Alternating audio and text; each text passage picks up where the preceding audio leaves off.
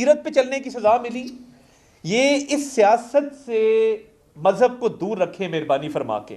हमें पता है कि जब आपके कान में आगे कोई कहता है इस्लामी टच दें, हम बैठे इसलिए कि आप अपनी सियासत करें, आप हमारे पे तनकीद करें, मेरी क़यादत पे तनकीद करें, सियासत करें, बिल्कुल करें, सियासी पॉइंट स्कोरिंग भी करें, मगर अल्लाह को, रसूल को, दीन को इसमें से बाहर रहने दें। नबी करीम सल्लल्लाहु अलैहि वसल्लम की सीरत से इस चीज़ को जोड़ना इन इट सेल्फ मैं समझता हूँ कि ये बहुत बड़ा एक तौहीन आमेज़ रवैया है कि आपको जब कुछ नहीं मिलता तो आप कहते हैं कि जी हमें जो है वो मज़हब से मोहब्बत की सज़ा मिल रही है। आपने क्या सारी उम्र मज़हब का प्रचार किया है? आप जब क्रिकेट खेलते थे मज़हब का प्रचार साथ साथ करते थे जहाँ सीरीज़ खेलने जाते थे, या जो आपके खिलाफ जितने फैसले बाहर के ममालिक से आए हैं वो मज़हब की पादाश में आए हैं कि आप वहाँ पे तबलीग कर रहे थे तो आपको रोक दिया गया कि तबलीग ना करो। क्या लॉस एंजल्स हाई कोर्ट का डिसीजन तबलीग से ममानियत के हवाले से आया है? क्या आप दीन इस्लाम के लिए काम कर रहे थे?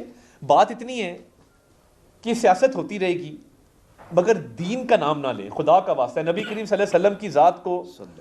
और ये वो लोग हैं, मैं ये कहना चाहता हूँ, ये साहिबजादा जहांगीर चीकू साहब एक लंदन में होते हैं। अभी पिछले दिनों आपने देखा कि उनको इजलास में बैठने की इजाज़त नहीं दी गई, इजलास से उनको निकाल दिया गया। तो जब इजलास से उनको निकाला गया, ये वो शख्स है जो मदीना मुनव्वरा गया, पूरा टोला लेके गया, और जब ये पूरा टोला लेके मदीना मुनव्वरा गया तो वहाँ पे मस्जिद नबी सल्लल्लाहु अलैहि वसल्लम, जहाँ पे कदमों की चाप की आवाज़ इंसान आहिस्ता रखता है, हद अदब में रहता है कि वहाँ पे कदमों की चाप की आवाज़ ना आए, एक अदब का एक आला मकाम है, एक इतने अदब की जगह है कि लोग अपनी अकीदत के तहत ऊंची आवाज़ में भी बात नहीं करते, सरगोशी करते। ये हमारा अकीदा है, हमारा ईमान है। आपने वहाँ पे शाहजैन बुगटी के बाल खींचे, आपने वहाँ पे मरियम औरंगज़ेब साहिबा को जो है वो उनका घेराव करके आपने नारे लगाए वहाँ पे।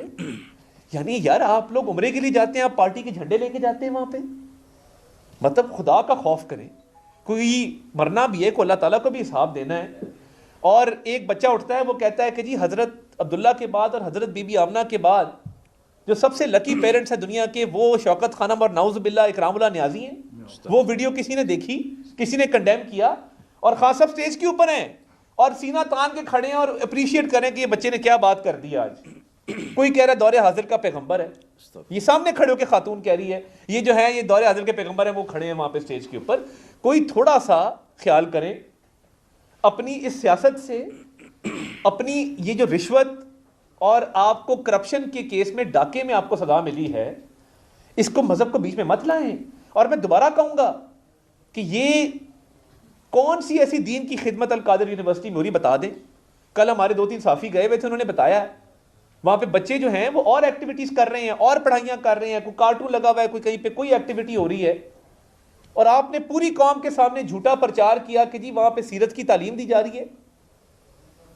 खुदारा जब ये कोई जवाब नहीं ना मिलता, पता है इन्होंने कंसल्टेंट रखे हैं जो मुल्क से बाहर बैठे, वो क्या कहते हैं, ये उनको ईमेल करते हैं, वो कहते हैं कि जी ये पाकिस्तानी कौम जज्बाती कौम है, दीन से इस कौम की रग़बत है, अल्लाह रसूल को मानने वाले लोग हैं, तो आप एक काम करें, ट्विस्ट दे दें, ट्विस्ट दे दें, इसको मजहब से जोड़ दें इस चीज़ को। तो यार खुदा का खौफ करें कोई थोड़ा सा। ये जो करप्शन का केस है ना, आज अलीमा खान साहिबा कह रही हैं कि ये इसको 190 मिलियन पाउंड का केस ना कहें, इसको अलकादिर केस कहें। ये भी मजहबी टच है ना कि इसका नाम भी जो है वो अलकादिर जो है वो कहा जाए और पुकारा जाए। ये साबित शुदा चीज़ है, जो आपने जराइम किए हैं पूरी दुनिया के सामने आ चुके हैं, पूरी दुनिया इनको देख चुकी है, और पूरी दुनिया आप इनका एक क्लिप अभी देखा मैंने, हामिद मीर साहब का एक प्रोग्राम के अंदर ये कह रहे हैं कि जी मलिक रियाज जो है वो जिसको चाहता है खरीद लेता है, जब कोई इसका काम नहीं हो रहा होता वो खरीद लेता है, वो पैसे खर्च देता है, वो कोई ना कोई रिश्वत दे देता है। मका फाते अमल है ना, जो बात ये मुंह से निकालते हैं वो इन पे आके फिट होती थोड़ी देर बाद। और ये जो 5-5 कैरेट की अंगूठियां मांगना, 25 करोड़ का घर बना लेना, 28 करोड़ अकाउंट में जमा करा देना, अरबों रुपए का किसी को फायदा दे देना। आप मेरे से लीगल आर्ग्यूमेंट करें, मैं पूरी पीटीए को चैलेंज करता हूं, आप लीगल आर्ग्यूमेंट बताएं कि क्या एनसीए ने ये पैसा हुकूमत पाकिस्तान के हवाले किया कि नहीं किया? किया। क्या जब्त करके किया? जी जब्त करके किया। बतौर जुर्माने के किया, हुकूमत पाकिस्तान को दिया? जी दिया। क्या जब हुकूमत पाकिस्तान के पास ये पैसा आया तो बंद लिफाफे में काबीना में पेश किया गया? जी पेश किया गया। जब काबीना में पेश किया गया और खान साहब ने खुद कहा कि इसको नहीं खोलना, फवाद चौधरी ने कहा खोलें, शीरी मजारी ने कहा खोलें, मुराद सईद ने भी सवालात उठाए, मगर ये बंद लिफाफा खोलने नहीं दिया गया। क्यों? छुपाते उस चीज को हैं जिसके अंदर गड़बड़ होती है। तो क्या बंद लिफाफे के तहत ये पैसा सुप्रीम कोर्ट के एक अकाउंट में एक ऑलरेडी मौजूदा जुर्माने को अदा करने के लिए इस्तेमाल किया गया? जी हां। क्या सुप्रीम कोर्ट का ऑर्डर मौजूद है जिसमें सुप्रीम कोर्ट ने कहा कि आपने ये गैर कानूनी अमल किया? जी मौजूद है।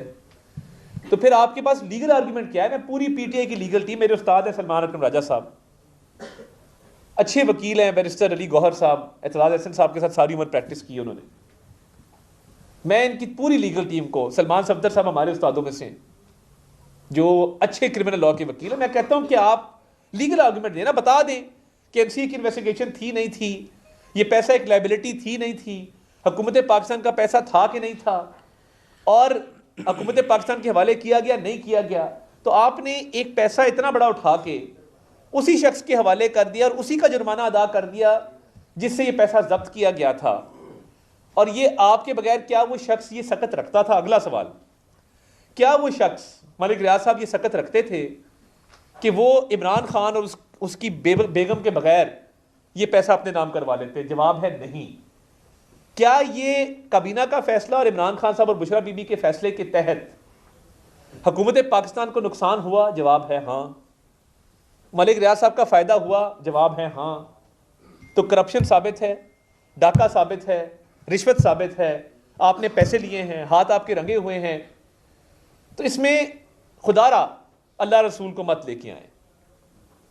ये सियासत इतनी मुकद्दस कभी भी नहीं थी। ये सियासत कभी भी